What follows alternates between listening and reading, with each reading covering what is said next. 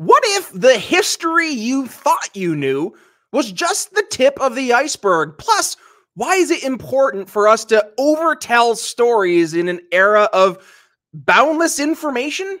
Yeah, let's talk about that. Instead of focusing on winning arguments, we're teaching the basic fundamentals of sales and marketing and how we can use them to win in the world of politics, teaching you how to meet people where they're at on the issues they care about. Welcome to The Brian Nichols Show. Well, hey there, folks. Brian Nichols here on The Brian Nichols Show, and thank you for joining us on, of course, another fun-filled episode. I am, as always, your humble host, joining you from our Cardio Miracle Studios here in lovely Eastern Indiana. The Brian Nichols Show is powered by AMP America. Very excited to be part of the AMP America team. News articles, opinion pieces, and more all over at AMP America. If you're tired of the news with all the nonsense and the fluff, you need to check out AMP America. Now, I'm not just saying that because I'm part of the AMP America team and because I write some, dare I say, bangers over at AMP America when it comes to some opinion pieces. Actually, I just wrote an awesome piece. I am definitely promoting this right now. An awesome piece in terms of misinformation from the media. It actually kind of correlates with our conversation today that we're going to have with our guests. I'll touch about that in a little bit. But when we're talking about the media and its framing of issues in such a dishonest way and how it actually leads to more conflict, yeah, I dig into that and more over at AMP America. So be sure to check that out, ampamerica.com. Also, the Brian Nichols Show is powered by Cardio Miracle. Yours truly is also powered by Cardio Miracle for like the past year. And folks, what is Cardio Miracle? It is the best heart health supplement in the world. No questions asked, bar none. Now, like I said, I've been using Cardio Miracle for about a year now. The secret ingredient, nitric oxide. Why does it matter? Because if you take Cardio Miracle, you will experience the benefits like yours truly has experienced. Better sleep, better pump at the gym, and namely, this is the best thing for me, both, just from a health standpoint, but heck, I'm a new dad. I want to be living for a long, long time. Lower blood pressure. I was blown away. I have a family history of high blood pressure. I literally work out 6 days a week. I eat healthy. And I'm like, what more can I do? I'm doing all the right things. And I found Cardio Miracle. And I watched as my blood pressure went from like a 140 over 90, I know, down to like a 120 over 80 consistently. Blew me away. I was shocked at just how much Cardio Miracle has helped me. And I was just blown away with not just Cardio Miracle as a solution, but blown away that more people aren't aware of Cardio Miracle. So here's what I want to bring to you, my amazing audience here at the Brian Nichols Show, and that is an exclusive offer, 15% off your order of Cardio Miracle if you use code TBNS at checkout. How about that? And also, there's a 100% money back guarantee, so you literally have nothing to lose besides that high blood pressure like I did. So if you want to go ahead, take part in the Cardio Miracle difference for yourself, head to the show notes, or if you're watching us in the video version, link in the description. Cardio Miracle is the best heart health supplement in the world, and tens of thousands of other folks have already experienced the difference for themselves. I see you in the audience who's already taken advantage of Cardio Miracle. There's literally dozens of you guys out there who are using Cardio Miracle. We're in the orders of hundreds of Cardio Miracles that have been sent out to Brian Nichols Show audience listeners. And I'm hearing from you guys as well that you're seeing the difference. So if you want to take part in the Cardio Miracle revolution, one more time, link in the show notes, Cardio Miracle, the best heart health supplement in the world. Your heart will thank you. All right, we paid some bills, but let's talk about history and to talk about history and the importance of basically oversharing, right? And heck, we're a podcast, so we've had 830 plus episodes here where I dare say we've shared quite a bit. And with that, why is it important to share things as they happen? And frankly, to be able to talk about the nuance, the context behind what's happening in real time, because maybe if we don't, what actually is happening will get forgotten. To discuss all that and more, returning to the Brian Nichols Show, good buddy Caleb Franz. Welcome back to the program, Caleb. It's been too long. Where you been? What's been going on? It has been a while, but it's always good to be on with you, Brian. And yeah, it's been very busy for me. I've been in the progress and the process of writing a new biography. New book that's been in the works for about two and a half years now. It's finally going to be coming out here in October. Love it. And that's That's what we're going to talk about. Sorry, I didn't mean to channel my inner Joe Biden. Yeah, do the creepy whisper, man. But no, we're going to talk about, yes, this brand new book, but also some context behind that new book, Caleb. And I'm not trying to spoil the book. You're going to do us all the favor of digging into the dirty details. But we're talking about a figure from history going back to the 1800s, very notable part of the abolitionist movement. No, not Frederick Douglass. And that's the point. There were a lot more folks in this greater movement who have been forgotten throughout the years, and namely because we don't talk about them. And I want to really frame the context of the conversation today in that world, Caleb, that this is why, right, we're having this conversation today, and why we need to have these conversations, because it's so easy for things to just get forgotten. Like, I use this example a lot. Like, everybody in the audience, just think for a second. Caleb, you can play along if you want. Think to your parents and think about what you know about your parents. Quite a bit. Now think about your grandparents. What do you know about your grandparents? Decent amount, right? Think about your great-grandparents. What do you know from them? A little bit. I remember my great-grandma, she grew up in the Depression. She lived in a chicken coop for years. I know that on my dad's side, my family came from like some French-Canadian stuff. But then what about their parents? My great-great-grandparents? Ooh, now I'm getting like into the weeds. And that is exactly why it's so important for us to share history, to talk about what happens as it happens. So, Caleb, let's set the context here for this conversation. Who are we talking about? Why was he an important figure in this abolitionist movement? And why do we not know John Rankin's name? I had to look. I forgot his name, and we talked about it 10 minutes ago. Yeah, it's not a household name, and that's a shame, because John Rankin is, for all intents and purposes, the father of abolitionism. He wrote a series of letters they were public letters that were addressed to his brother after his brother had purchased slaves, and this really deeply sort of disturbed him in a way that motivated him to action. And produce these letters so that everyone can read them. Because in his mind, if he grew up in this deeply religious and deeply anti-slavery household, and if even his own flesh and blood can be convinced or be tricked in a way of convincing himself of the arguments that slavery is either not as bad as it really is, or that it might even be beneficial to the slave, or one of the various arguments that was kind of thrown around at the time to preserve its own institution. If that can happen in his own family, then there are countless of individuals who have never heard these arguments and likely never will. By the way, Caleb, I don't mean to interrupt. That is like the epitome of taking the self-hating Jew argument we hear right now with the Israeli context, but like. This is like a real argument, like the benefit to slavery for the slave. Yeah. Okay. Yeah. There were a lot of, there's a lot of arguments in the early to mid 1800s that today really make our head scratch and kind of open our eyes a bit. But they were serious arguments that had to be overcome.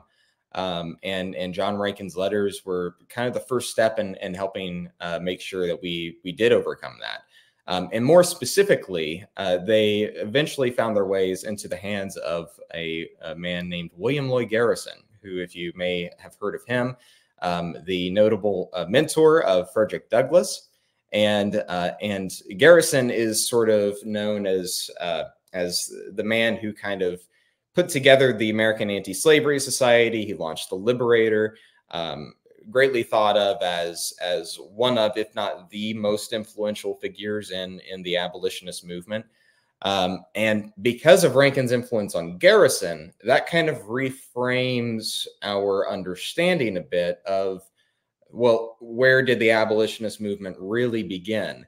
And I argue in this book that really it started with Rankin and his letters.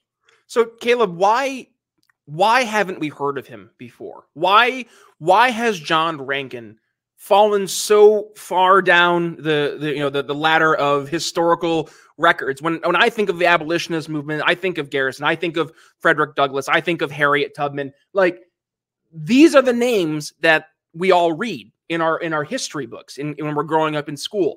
Is that why we're like, as a society, that's what we know? Because we have, and I think we talked about this last episode with Joe Golisarian, like we have this Overton window that we're allowed to discuss history within, and you can't get outside of it, right? Is that part of it, or is there something that we're missing here?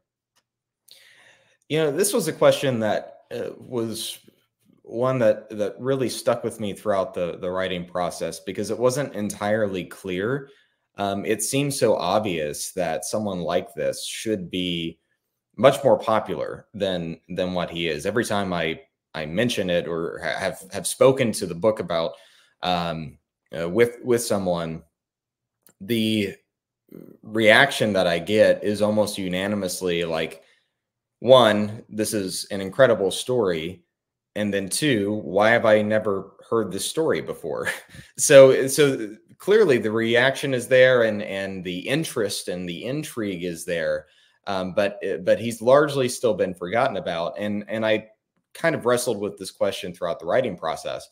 One reason I think is because it's a little, at the time of the Underground Railroad and the abolitionist movement, it was a little bit safer, because a lot of these people that we know of are from either New England or from the eastern, seaboard on the coast, and it was still dangerous, but a little bit safer in somewhere like a Boston than it was where John Rankin was in Ripley, Ohio, right on the border of the Ohio River, overlooking Kentucky.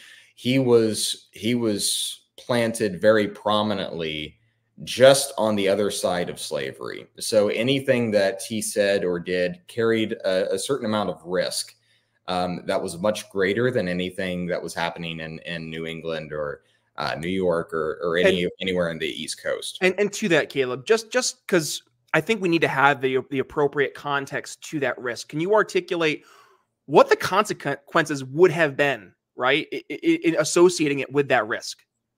Yeah, well, I mean, John Rankin was mobbed frequently throughout his life, especially in the 1830s, whenever the anti-slavery movement was really beginning to pick up steam. He had rocks thrown at him, eggs thrown at him. He had to eventually start parking his horse on the other side of town whenever he would go and give a lecture or a speech, because anti-abolitionist mobs would often go and shave the horse and bob its tail. Really cruel stuff. Eventually, he also had bounties put on his head up to $3,000. So this was not dead or alive. So this is not, light stuff. Which, by the way, $3,000 in 1860 was like enough to be set for a while. So that it was like more than a mortgage down payment is today. Like that's like a life-changing amount of money. House. Yeah, right. It was no insignificant sum of money back then. And that was, he was the man that the anti-abolitionists and the slaveholders and in the South would look at, especially in Kentucky, across the river where his house sat. He was the man that everyone kind of looked at as the ringleader of all of these activities. So it elicited a certain level of hope for the slaves that were escaping slavery and trying to find their way onto the Underground Railroad. But it also elicited a certain level of disdain and vitriol from the slaveholders, and that came to fruition in more ways than one. It's interesting to me, Caleb. I was kind of just, the wheels were turning as you were wrapping that up. Like how we don't know more about John Rankin, because you look at what he had to do in order to communicate his ideas. And frankly, to your point, these ideas being so controversial at the time, right? So you would almost think that more people would have heard of him, because in order to promote his ideas, he would have to do so in a very public forum.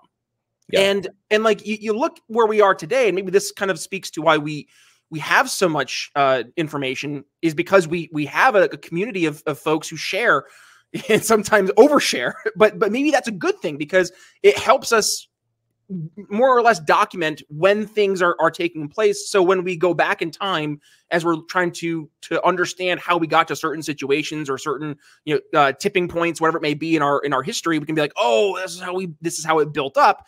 Whereas was it just that people weren't documenting that John Rankin was going out and speaking and causing such a ruckus? And I guess why is it then that more folks like a Frederick Douglass are noted in history versus Rankin, who was basically he was the one upsetting the apple cart from the onset and really making a name not just for himself but for a movement that really wasn't carried forward until a few years later. Well, Frederick Douglass, I will say, he got his notoriety for very good reasoning. He was kind of a mix of all the right elements at the exact right time. But a lot of the other abolitionists became popular. Like I was talking about, there was an element of safety in play in this, and largely, whenever people would go through, there was another Underground Railroad conductor in Philadelphia named William Sill, and he was a black abolitionist who knew Harriet Tubman, and he collected all the stories of the Underground Railroad passengers that came through his station, and eventually published this in a book in the 1870s. Well, that didn't happen in Ripley because John Rankin specifically instructed a lot of the fellow conductors that were there in that community to either burn their documentation or make sure not to leave a paper trail, because the risk was that severe, especially after the Fugitive Slave Act of 1850, that they couldn't risk anything. It was too dangerous.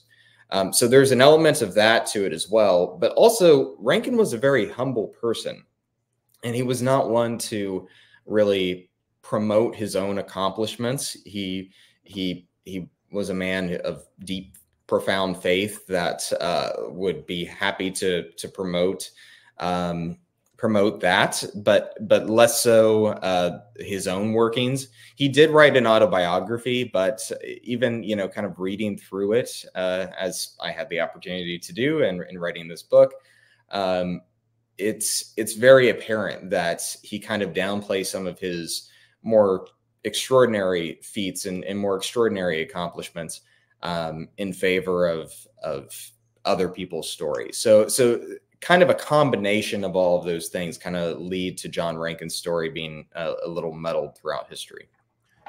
Caleb, you're writing this book and you're telling you're sharing a story that hasn't been heard by a lot of folks.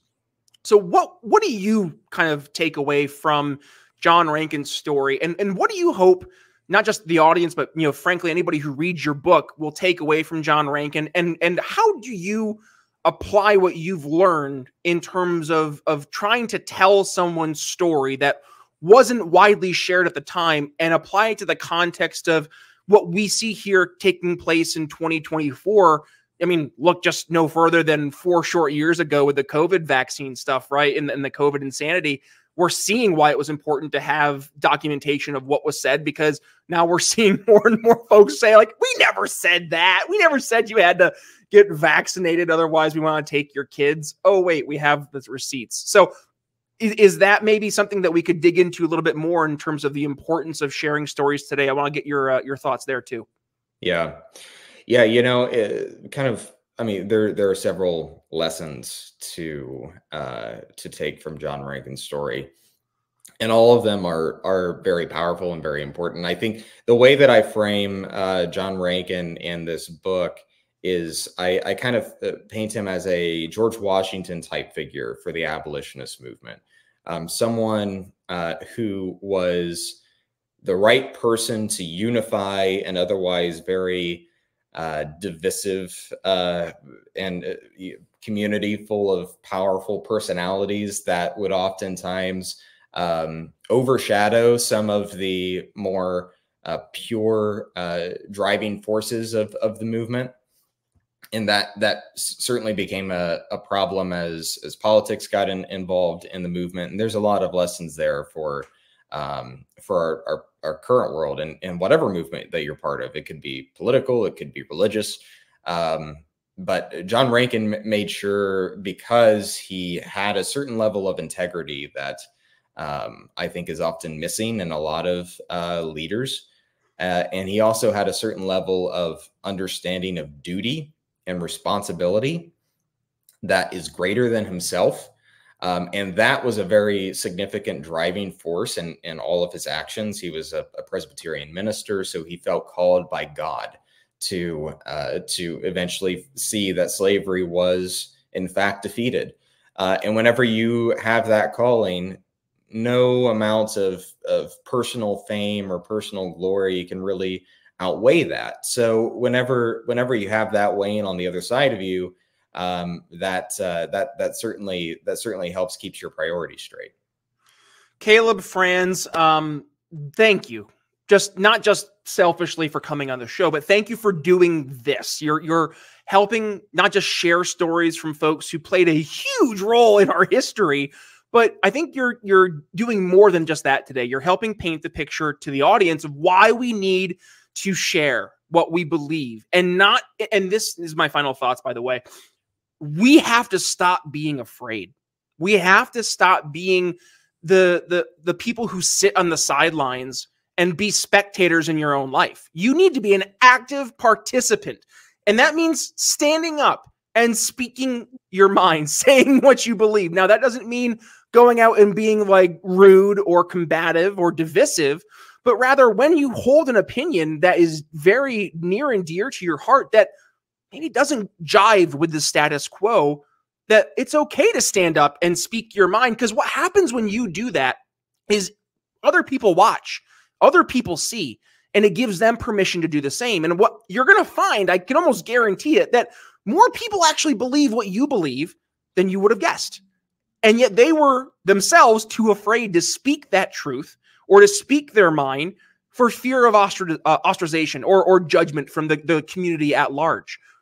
But what we realize, I think, when we start to stand up is that there are more people within our community that we didn't even realize were there. And we can really work together and not just aim for a common cause, but to share the benefits out loud so other people can not just hear it, but then down the road, look back to see who was actually doing things differently. Who were the ones trying new things, innovating different ways of approaching very complex or controversial ideas. And it paints a picture not just for how they were able to fix a problem or to bring things forward, but it gives us a blueprint today that we can follow to understand how, when we're facing crossroads, to know which road to take and which crossroads in history were the most effective and yielded the most positive outcomes. Because for every positive outcome that we can learn from, there's also negative outcomes we can learn from. One, look no further than, communist China or communist Soviet Russia. Like these are all examples in history that we can look to and I think pretty, I hope adamantly say were horrible because they killed hundreds of millions of people and led to like complete backwards societies for generations. I think we can agree on that because they were, in fact, not good outcomes. So we wouldn't know that, though, if we didn't have the ability to communicate and see what had happened in the past and to learn from what happened in the past. So that's my final thoughts for today, Caleb. I would love to hear what your final thoughts are. And also, this book you've been working for 2.5 years on, Caleb. When can we get our hands on it and dig in? Well, thank you for this, Brian. This has been great. It's always good to connect with you and chat. I always enjoy our conversations. I will say that history is something that I think every citizen has a duty to kind of dive into and at least try to understand, at least on a surface level, as much as they can. Because this is the one area that affects, I mean, perhaps, you could argue that religion is the other issue that might do this, but there's plenty of overlap between history and religion. So it kind of goes back to history, even with that, where this informs how we educate our children. This informs how we vote. This informs the values that we hold in more ways than almost any other subject. So I really can't emphasize enough how important it is to go out and understand not just the big picture sort of national history, but those in your backyard.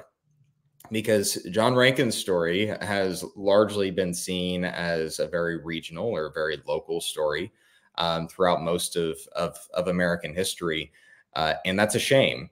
And there, I think most of your audience, and I think most people who will come across this book, needs to understand that most American history happens not really in Washington, D.C. or in New York City or in Boston, kind of the way it's framed, but it really happens largely in your backyard. And that's the big takeaway that I hope that, at least one of the big takeaways that I hope that the readers of this book will come to understand, is that if you start to, turn over some stones, you'll find some really incredible stuff, just like I have here with John Rankin. The book is called The Conductor, and it is the Conductor, the story of Reverend John Rankin, abolitionism's essential founding father. It's coming out on October 15th. It is currently available for pre-order. So if you're interested in the story, I highly encourage you to go out and pre-order this book. It really helps as far as getting the more eyes on the book itself. If you go to Amazon and just pre-order the link, then that will really help in a lot of ways. So that's the book, and I can't wait for you to read it. Now, Caleb, we know my shtick here, right? I'm the sales guy, so I'm going to make it even easier for folks to go ahead and find The Conductor, and that is by including the pre-order link in our show notes. So, folks, if you want to grab your hands on a copy of Caleb's brand new book that he's been working for over 2.5 years on, please go ahead into the show notes, or if you're watching the video version of the show today, into the video description, click that link, get your copy pre-ordered today, because I can almost guarantee that as soon as it goes live, they're going to start flying off the shelves, and it's going to be hard to get. So make sure you get your copy pre-ordered today. And heck, if you do end up getting a copy and you give it a read, I want you to reach out to Caleb and let him know that you heard him here on the Brian Nichols Show. I know Caleb loves to hear from our audience, because usually when we wrap up these conversations, it's like, wow, Caleb, I didn't know about name person from history here. And then, I listened to the podcast, and now I feel like I was their best friend. So Caleb, thank you for always educating, enlightening, and informing our audience. With that being said, where can folks go ahead, reach out to you if they want to continue the conversation over on the social medias? Yeah, probably the most, or at least the most active. I'm not very active on social media anymore, but I still kind of lurk and scroll. I'm on X or Twitter, whichever one you want to call it, at Caleb Franz. And that's probably going to be the best way to reach out. The lurker, the ever lurker that is Caleb Franz. No, don't worry. You're not missing much, dude. Like, social media has pretty much turned into a cesspool at this point. I kind of am on board with the dead internet theory at this point, and that is that the internet died in 2014, and everything that you've been seeing has just been, internet regurgitating all the other information that was on the internet and then turning it into this big amalgamation of just bleh, and that's basically what it is. And it's really, really fun, Caleb. So don't worry, you're not missing much, and I know you're keeping an eye on it by being the lurker. So just don't engage. I don't really engage either. Joe Biden's back. I don't engage either, man. But it's much better for your mental health that way. It really is, man. Like, I know this is taking a little bit of a different turn. This is the stuff, folks, we usually talk about at the end of an episode after we hit end recording. But like, seriously, when you're online, it just feels, I feel bad. I don't know how to even put it into different words. Like, I just feel like I want to share my show. I want to promote the show, because I know that when we have amazing guests like you on the show, or heck, we had Joe Golisarian on here on last episode talking about like just how AI is going to be changing not just the way we do things, but it's going to be changing the way a lot of people are going to be working because their jobs are going to be gone. So like, it's important for us to share these stories, and yet when I go online and I'm getting ready to share my stuff, and I'm just like, okay, let's scroll for a second, and I just see, oh, this person is literally the second coming of Satan. Look at the numbers are, if you flip them upside down. I'm like, what are we doing? What are we doing? Yeah, you feel worse, and it's usually never productive. I still use it for book promotion, obviously, right now, but as far as leisure, I find more enjoyment in other activities. Yeah. Okay. We're still recording. So how about this, folks? You know where to find the show, right? I hope you do, at least at this point, if you're a long time listener, but I don't know, Caleb, we've been getting a lot of folks joining us after we joined AMP America. So, I'm just going to peek behind the curtain here. That was me opening the proverbial curtain, by the way, for the audio listener. Our numbers are up 376% since January. I'm frankly kind of still shocked at that and stunned by that. And I wanted to just be transparent to the audience that that's where we are. We've just been blowing up. And I really want to thank the brand new members of the audience, but also to that, I know for all you brand new members of the audience, there's probably a lot of episodes from the archives that you can dig through and catch up on, because we've had Caleb on the show, like what, Caleb, 4 or 5 times? Like several times over the past few years, your first episode was back when you were doing the reintegration project. Remember that? Yeah. Like I actually just, that episode, by the way, like had a couple of random downloads like a couple weeks ago. Like there was like a random 250 downloads. So like people are still going through the archives and checking it out. So anyways, I say all that, folks, there are so many awesome episodes from yesteryear here of the Brian Nichols Show. And I mean, heck, if you want to go back to the entire point and theme of the episode of today and just like listen to what we were talking about as it was happening, it really gives you like the not just like the what happened, but the additional necessary context of the time frame of when it was happening. Like one of the first podcasts that I did during the pandemic was with our good buddy Remzo, and it was called like Pandemic Podcasting, and Remzo was doing On the Run with Remzo Martinez, and I was still in the I think year 3. I guess I was starting year 3 of the Brian Nichols Show, and like to hear us casually talking about where we were in it was like late March of 2020. And then you fast forward to, I'm having Nick Hudson from Panda, the Pandemic Analytics and Data Organization based in South Africa. And he was doing like crazy data and releasing that end of 2020, beginning of 2021. And just like, here I am like talking about like, I'm in Philadelphia, lockdowns are going crazy. Like they want Vax cards when those come out. And just the context of everything, it really does help paint that picture. So there's an ad for going back and listening to the old episodes of the show. With that, you can find, I think, back to episode like 250-ish on the YouTubes. We didn't start doing YouTube show until 2021, I think it was. So if you want to catch those old episodes, like we're going back way back into the time machine, right? 2018, 2019, and yes, the beginning of 2020, all the way through 2020, during the beginning of the pandemic, you got to go through and check out the episodes via podcast. So Apple Podcasts, Spotify, YouTube Music. I like Podcast Addict. Wherever you go ahead and get your podcast, go ahead. Check out all those old episodes in the archives. And I did mention, yes, we are on video, YouTube, Rumble, Twitter, which is now x.com, and Facebook. We upload our video content there. So yes, please go ahead and give us some love. Before I thank our sponsors, Caleb, any last words for the audience today? I just took a monopoly. Yeah, a monologue of a monopoly. Any last thoughts here for the audience as we wrap things up? Well, thanks again, Brian. It's been great. And just please go out and pre-order the book. That's going to help so much in the sales, which I know that you know all about. So my world. So thanks so much. And if anyone has any questions, please reach out. Yes, can't agree more. All right, folks, with that being said, one final plug, and that is to thank the folks who support us, and that is our phenomenal sponsors. So please go ahead and support them, because yes, they are the ones who help us keep the lights on and have amazing conversations with folks like Caleb. So our amazing sponsors include Cardio Miracle, the wellness company, Indie Emporium with their brand new Michael Scott 2024 40-day plan, and then we are back in business t-shirt. We also have some of the old classic sponsors like Evil's CBD, Blood of Tyrants wine, Liquid Freedom Energy tea. Plus, we have our good friends over at the Proud Libertarian shop. Use code TBNS at the shop for 15% off any order. All right, that's all we have for you. Brian Nichols signing off here in the Brian Nichols Show for our good buddy Caleb Franz. We'll see you next time. Thanks for listening to the Brian Nichols Show. Find more episodes at briannicholsshow.com.